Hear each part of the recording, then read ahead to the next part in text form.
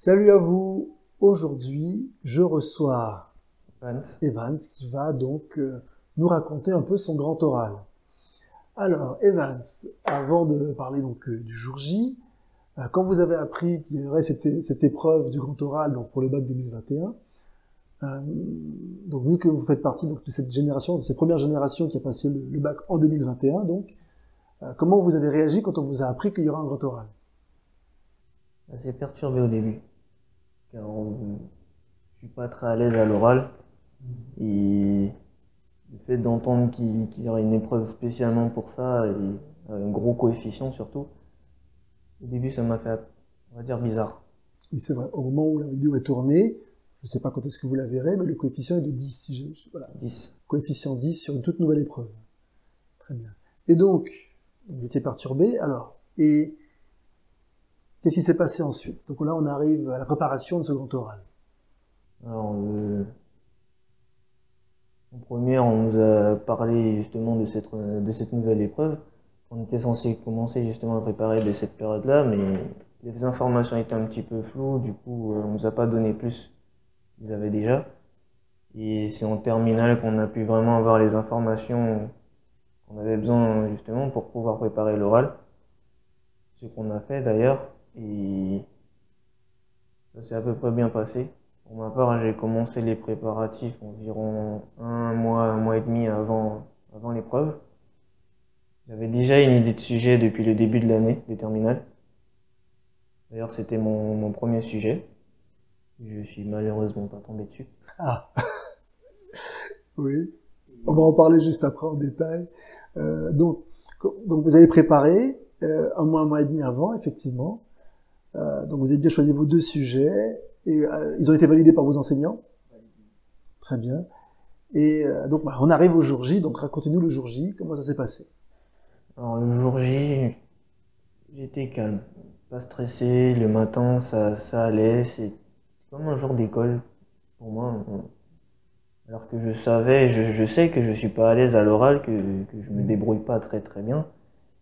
Mais j'étais plutôt calme jusqu'au moment où on m'appelle et que j'allais faire les 20 minutes de préparation.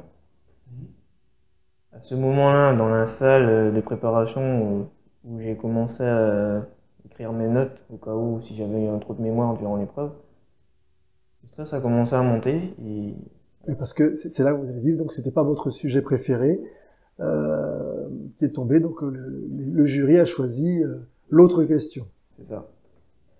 Et à la fin des 20 minutes de préparation, quand mon examinateur, un des deux examinateurs est venu me chercher, c'est là que le stress est monté d'un seul coup. Puis, quand l'épreuve a commencé, je me suis calmé. Ça n'a pas pris longtemps. J'ai réussi à me calmer en moins de 30 secondes. J'ai pu faire mon épreuve. Surtout que vous avez que 5 minutes, donc effectivement. C'est ça. Donc là, faut pas se rater, faut savoir ce qu'on fait, faut connaître son sujet surtout. Surtout mon deuxième sujet, ben, je l'ai pris un petit peu à la dernière minute. Parce que j'hésitais beaucoup, je savais pas trop quoi choisir. Donc c'est un sujet que j'ai vraiment travaillé rapidement dessus. Donc je me suis dit, ça passe ou ça casse, c'est passé. Merci, c'est passé comme ça. Ça arrive. Et sinon, non. Sinon, les seuls points, on va dire les points négatifs qu'il y a eu sur l'épreuve, c'était des petits bafouillements, des bugs, un léger trou de mémoire. Ça n'a pas duré vraiment longtemps, 2-3 secondes. Et sinon, au niveau des questions qu'on a, Juste après, donc après les 5 minutes de présentation, vous avez l'interaction, les questions avec le jury. Le jury vous pose des questions. oui, et durant ces 10 minutes des questions, là encore, il y a eu 2-3 petites questions où j'avais eu un trou de mémoire, j'ai pas pu répondre, mais sinon, Des questions sur le sujet. Ah, des questions de cours. des questions de cours. Ah oui, les questions de cours. Alors, il faut bien prendre votre cours, évidemment, attention, dans votre spécialité. Apprenez votre cours parce que vous ne savez pas ce qui peut tomber le jour du grand oral. Effectivement, on peut vous poser des questions de cours. Et donc, il y a eu un trou de mémoire à un moment donné. Surtout que là, que mes spécialités qui étaient maths et physique, et justement le sujet sur lequel je suis tombé, c'était un sujet de physique. qui abordait un des chapitres qu'on avait fait au tout début d'année. Donc Ouais. là, il fallait vraiment remonter, Remonter. aller chercher les informations. C'était là, je vais pas mentir, c'était dans ma tête, mais sur le moment, au moment de la question. Avec le stress, vous avez zappé. Ça arrive, ça arrive. Mais sinon, après, ça s'est bien passé. Bon. Et vous avez eu combien finalement? Ah oui, vous l'aviez dit dans l'autre vidéo, mais si ceux qui n'ont pas vu la vidéo, donc il va nous le rappeler.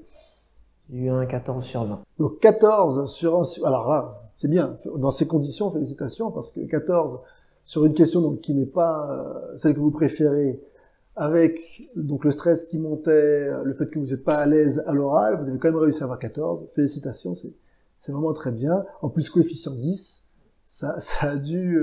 Ça m'a aidé. Voilà, ça vous a aidé. Et donc, grâce à cela, vous avez eu votre bac C'est ça. au premier tour, donc félicitations. D'accord. Donc voilà, vous avez vu, Evans, au début, donc était perturbé par l'idée même de l'épreuve, mais il a su l'affronter. Je vous encourage à voir la vidéo précédente où il parle de comment dire ça, du fait qu'il a dû se faire violence par rapport à des difficultés de concentration. Mais donc malgré tout ça, il a réussi. Et s'il a réussi, j'ai envie de dire, tout le monde peut réussir à affronter ses problèmes, ses soucis, quels qu'ils soient. Peut-être un dernier conseil ou un dernier mot? Pas vraiment. Le seul mot que j'aurais voulu dire, c'est vraiment faut avoir de la détermination. C'est surtout ça qui compte, la détermination. Si on n'en a pas, ça passera pas. Si on est déterminé, il n'y a pas de chance que ça passe pas. C'est ça ou rien. Alors, ce sera le mot de la fin, c'est très bien. Il faut être déterminé, c'est important. Merci beaucoup, Evans. À bientôt. Donc, peut-être une autre vidéo l'année prochaine, si tout se passe bien.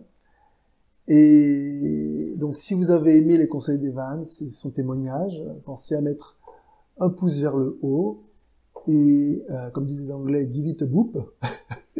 Et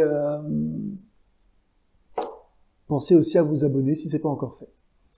Je vous dis au revoir, à bientôt. Au revoir.